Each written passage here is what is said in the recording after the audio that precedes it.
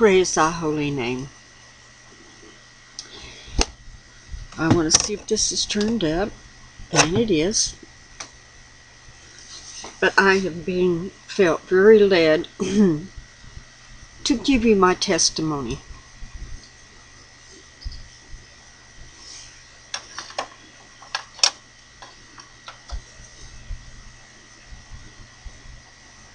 After I was born in Sand Springs, Oklahoma, my dad got a job in a little town called Limpaw, Oklahoma, on a ranch 4 miles from town. And this ranch was a 2,500 acre ranch that we had to take care of. So I come there when I was a baby, and I'm the youngest of the 4 kids. So by the time I got up in any age, they were already gone, because I'm 9 years younger than the youngest of the first 3. And when I was born,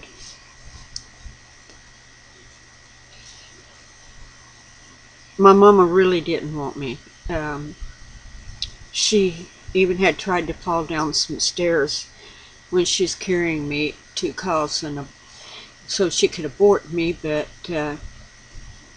you know, she's going through the change of life. And when you go through that, any woman that's going through it or have gone through it knows what I'm talking about. And here she thought that she had her kids raised, and voila, here am I. So Daddy brought me into my sister and kind of got me in her arms and said, here, you know, your mama don't want her, so you're going to have to help me raise her. And my sister was 14 years old, and she tried the best she could. But a 14-year-old needs to be out doing their own thing without having to worry about changing babies' diapers, making sure their bottles are heated. And then when my sister left, a few years after that, my daddy would take me across the pasture while he had to feed and take care of the cattle. There was a beautiful couple. They were black,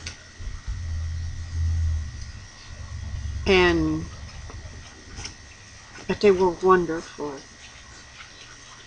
Many times I would wake up and I called her Mama Guthrie. Her name was Guthrie, and I called her Mama Guthrie. And I'd wake up in her arms as she was rocking me and cooking breakfast. But she'd take care of me until Daddy got home, and he'd come over and get me. And then I started school.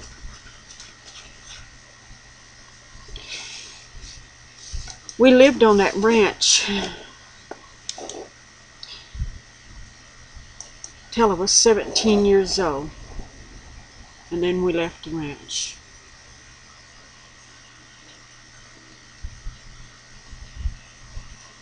I can't say it was the best of times, because during that time I was molested, and definitely not by my dad, because if my dad would have found out what was going on, knowing my dad the way I know him, he would have probably killed him. So therefore I would never tell him. They started when I was 5. So you can realize how confused I was when at 7, Yeshua come to me, Jesus Christ come and stood by my left-hand side, and I could feel his robe, and he said, I called you by name. I know you by name, and you are one of my last day prophets. A 7-year-old, which didn't know much. I had just gotten to know Jesus by going to a Methodist church with a friend, but I just knew I wanted that.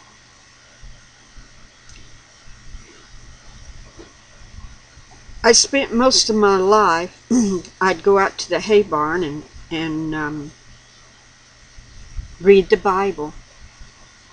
I had a hard time learning how to read because they decided, it was dyslexia, because things get mixed up in your mind. But God helped me learn how to read. Praise His holy name. So, it was kind of a lonely life out there on the ranch with the horses and the cattle, and I'd help Daddy haul hay, and I drove tractors, and I would help harness the mules and take them out and hitch them up to the wagon and put the hay and the cake, which is bags of feed for the cattle, and take them out to the pasture to feed them in the wintertime. We had to make sure and take care of them, in the summertime as well. So, and Dad also was a pastor, and on Sundays we would drive over to this little country church where several people come and he would preach. So my dad was very strict when it come to boys. And I'm glad he was. I'm glad he was strict.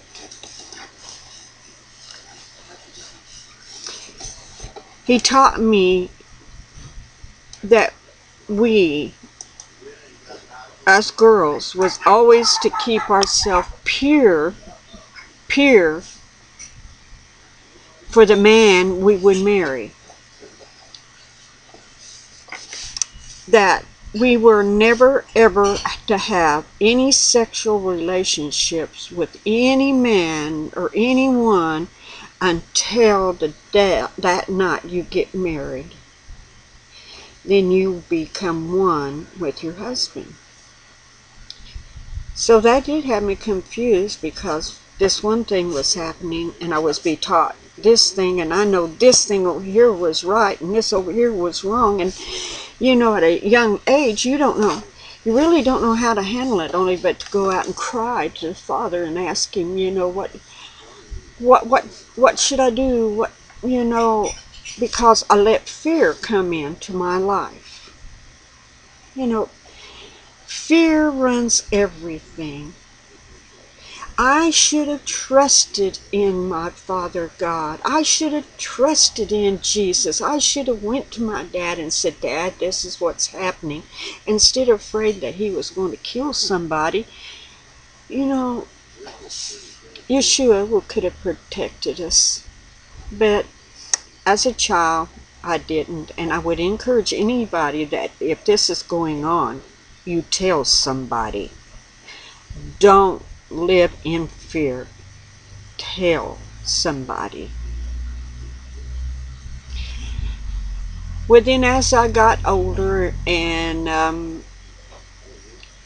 I used to sing for Daddy in the church, and I preached a little. I preached my first sermon when I was 12 years old, back in the 50s. And I remember that first sermon because the Ruach Kodesh just poured out at the Spirit, and everyone in that church just ran to the altar. Repented, give their heart back to God. It was for a young 12-year-old, I was going, whoa, thank you, Lord. I'm a nobody, and your word just was so simple, but yet so truthful, and people gave their hearts to me. I had received the Ruach Kadesh just before that. So, as I got older, I wanted to have a baby. I really, really wanted to have a child. But the thing about it, I had to wait till I got married. I mean, you know, I'm not supposed to be doing anything outside a marriage. Could not have a child outside a marriage. And so when I met my ex-husband, he really was a gentleman. He really was. I can say that now. And there were many good things about him, as well as evil things. And I really forgive him, because Satan had come in and this demonistic spirit had taken over him somewhere down the road. But his family never liked me because they said I was too well off for him. I was just a rancher's kid, hauling hay, breaking and training horses, you know, and they considered me rich. So they really didn't like me at first, and they thought I would be a hindrance to their son because he helped run their business a lot. You know, they baled hay, hauled hay. They had a company that did that. Plus, they cut silo and put it in. Some people may not know this, but they cut grain and put it in great big silo bins, and they cover it, and it's feed for the animals. And we did that. But finally, he went and, I mean, I guess he had a fit enough that they finally gave in, and my dad and his dad and my mom and his mom went down to the basement here in Bentonville, Arkansas, and that's where we were married by justice of peace. And we were married. We said our vows before God. We took vows before God. So we were married. I remember that night of our wedding night. It seemed so strange. I mean, it was just, I'm really married. I'm really married. And it's all right now. It's all right. But it wasn't all right, because still his mom and dad didn't like me, and they moved me over in the house right across the road from them, because they owned that land and that house. It had no electricity, no running water. So what we did, we lit up the place by oil lamps, and I cooked on an old wood stove, and I would get up and take my bucket across the road and walk across the yard to the back and draw the water out of the well, put it in my bucket, and take it back to the house for me to use to keep drinking water and to clean and take care of my home. And one time when I was pregnant with my son, my husband did get mad at me, and he kicked me in the bottom end, and I guess I'm really spunky and, you know, or stuff, but I whirled around and I turned the wash pan of water that we had there to wash hands, you know, because it wasn't modern. And I threw the water on him, and I told him, I said, you ever do that again, I'll knock you out. You know, I'm pregnant. I will knock you smooth out. And never tried to do that again. Thank the Lord. So after I had my two children, my son and my daughter, we still lived there with his folks, and his folks would give me $5 a week to go buy groceries on. My husband would work, and he had to bring all the money in to his mama and give it to his mama, and she'd come over and take me to the store, hand me a $5 bill, and that's what we bought. That's what I bought. I made do. I made do. I learned the hard way to make do on what you were allowed to do. And there was some confliction over with his mom and about her son, her baby.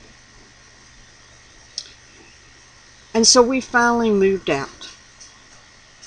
And we moved to Tulsa, Oklahoma. And that's where I met Brother Carpenter, and I really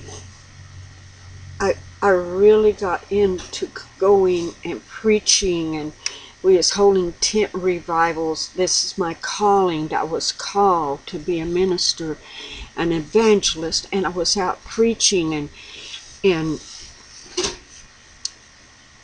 this man that I was married to, many times he would be in the tent meeting, and he's seen eyes healed, blind people, totally blind, and sight come back in their eyes. He's seen people that was in wheelchairs get up and walk. I mean, we were in that time of miracles, of tent revivals and miracles and laying on hands, and many things were happening there in that time. It was just that season of time when miracles was happening, and the Holy Ruach Kodesh would come on you, and you lay your hand on somebody, and they were healed. They were delivered.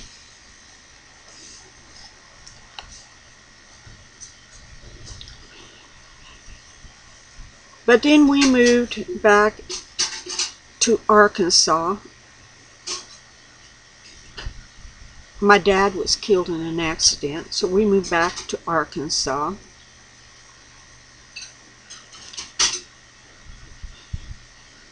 And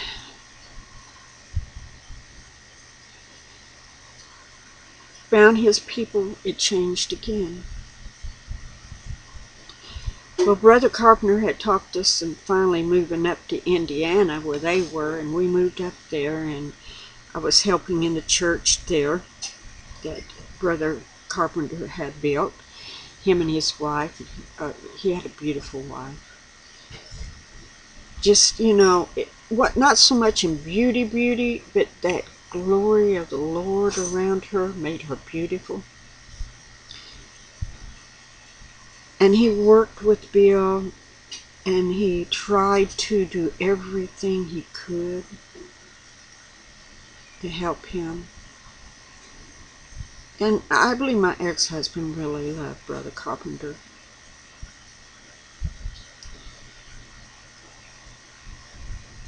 But then it come the time when we come back to Arkansas. And I was working at a mental retarded center as a teacher, and I also was the lay minister and the youth minister at our church.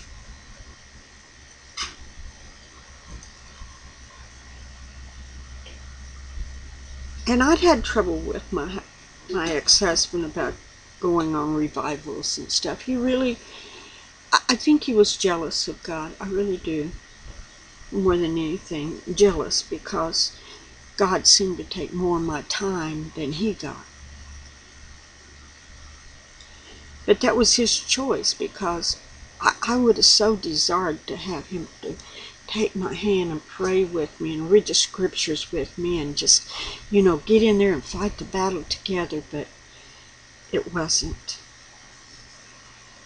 And I cannot tell you all during those 17 years, I prayed for this man. I prayed for him to be a holy man, that somehow God would change him, that someone would come in his life and that he would be changed and become that spiritual person.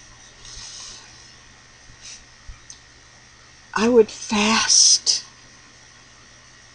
for days, pleading for his life and pleading for him to turn to God in holiness. No matter what he did, you know. No, he didn't beat me. I was a pretty good fighter. He tried only one time to beat me, and that didn't work because I hauled hay, and I just was not going to stand there and let anyone beat me up. You know, if you want to get mad at me, you can curse me and you call me all kinds of names you want to call me, but don't double up your fist and come at me that you're going to hurt me. Because if at all possible, I'll run. If I can't, I will fight back. And I did. And I kicked him where he didn't need to be kicked, and he ended up in the hospital for a few days. But he promised he would never lay a hand on me again, and he didn't. But he ran around with women. And so, you know, he wasn't a bad-looking man, so, you know.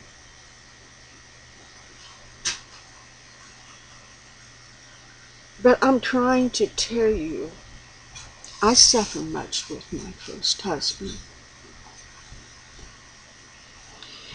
And the worst day of that marriage was when I was coming home, because I also drove the bus that picked the retarded children. I had to call it name. That's what they call it back then. But I picked them up from their homes and I would deliver them at night. And I'll never forget when I was met by a social worker when my daughter had finally broken and told the truth. It was the worst nightmare I had ever worked through, because I know my ex-husband, I knew he ran around on me, but not in a million years would I have thought he would do the things that he did with my daughter, our daughter, his daughter, flesh and blood daughter. And he did.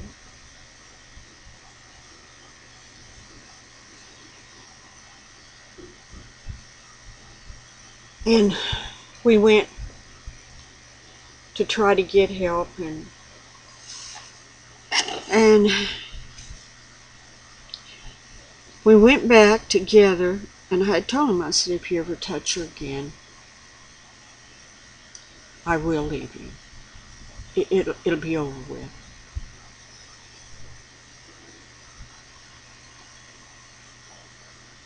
And I know some people would have said he left immediately, but we was going and getting counseling.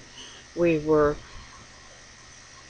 was doing everything that I truly believed that God wanted me to do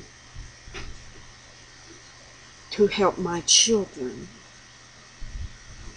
And to help them at the most, my ex needed to know what he did was wrong.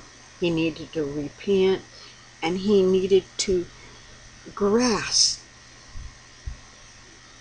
the damage he had done to his own child.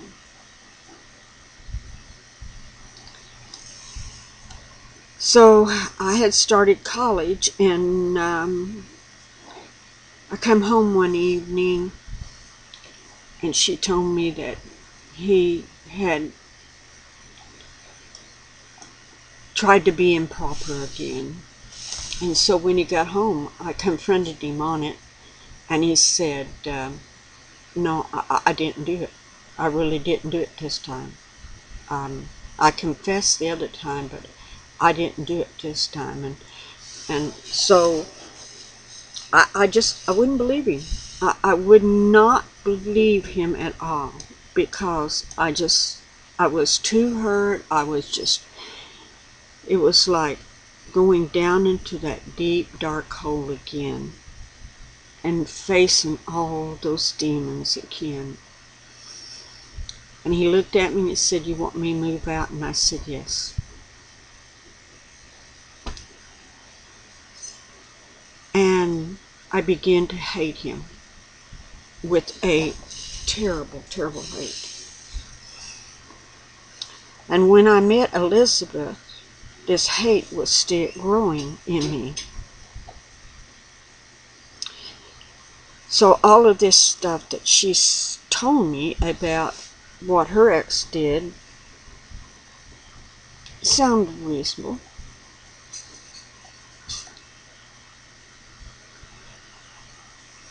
But you know what? This year I've learned a lot of things. I learned that my daughter had lied. Yep, that's what I'm saying. Not about the first event. I'm talking about the very last event. She had got mad and angry at her daddy, and she told a lie to get even with him. The only reason why I know this is that this summer my son come to me and he says, "Mom, I have something I need to tell you, because I know you're angry at Daddy yet, and you battle it all the time." And he says, "I need to tell you something." And I said, "What, son?" He said, "Robin lied on Dad." I went, "What?" He said, "Yeah, Robin lied on Dad, and me and most of the cousins knew it, because she was out swinging and she confessed that she lied, and she was crying and didn't know what to do about it. It would have been easily taken care of. Just come and say, 'Mom, I'm really sorry. I lied. Daddy didn't do anything. I was just mad at him, you know, and I just..." So when I gave him that mandate that he'd either have to move out and stay gone until she was grown, or get mental help, he chose a divorce. I am really glad to know the truth about this. And you may say, "Well, you hate your daughter." No. What he did to her in the first place warped her perception about a lot of things.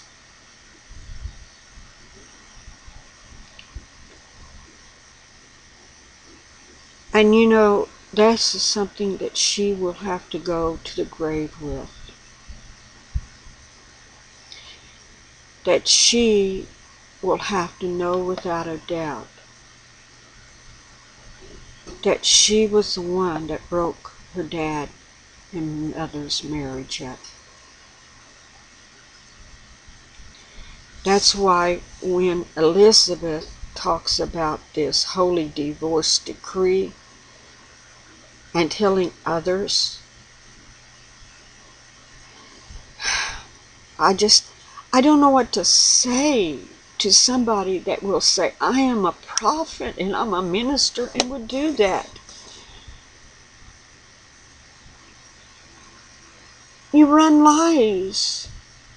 You are not God. You have no right telling these people to go ahead and get a divorce if they're not equally yoked together. You have no right. You go against the very word of Yeshua himself, the one you say you love. You go against the commandments of God. And you lie. And you take the scriptures out of proportion and try to make them suit what you want them to suit. I just felt led I needed to give you my testimony on this, because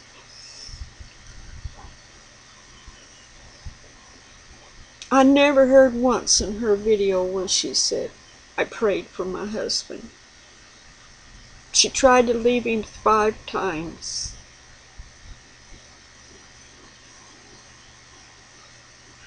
And then she annuls her marriage by saying Yeshua told her she had a holy writ of divorce. That's not true. Do you know what that is doing to your children? When you say that, they are no longer spiritually blessed.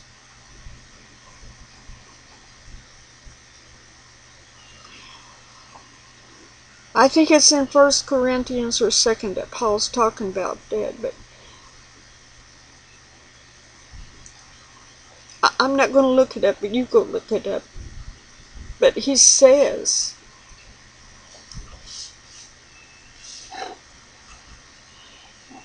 that through that marriage your children are spiritually blessed, even if it's one person that is living for Yeshua, Jesus Christ. And you, Elizabeth, was that spiritual person born to, married to their father when those babies was born. But you are saying those children are not spiritually blessed. You have taken that protection away from them.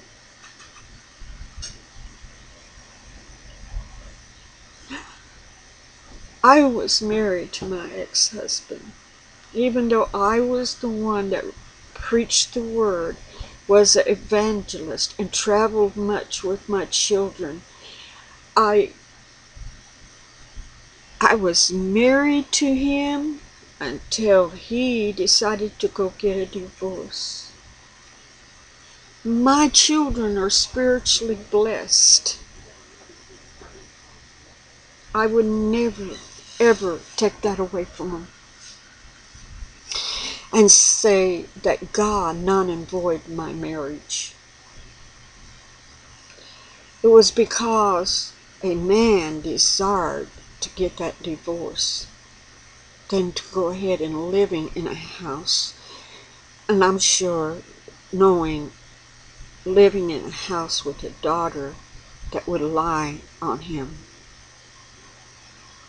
You know what? I can't even blame him for getting a divorce. I didn't believe him. I didn't try to pursue it any farther. I was just hurt and angry and said, go ahead, go do whatever you want to do. The only thing you can't have is my children. You can have the house, you can have the cars, you can have everything, but not my children.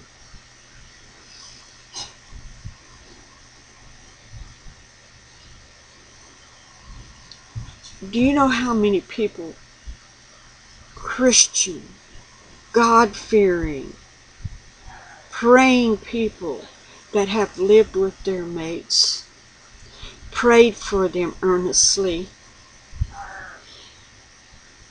and sometimes in their very late lives, through all of the turmoil, through all of the junk they had to go through, that person would be blessed by seeing that mate come to God, by sticking into it.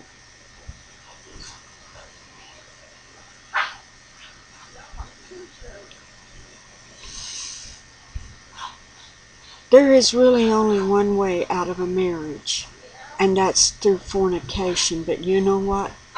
I still think that can be too easy. Way too easy.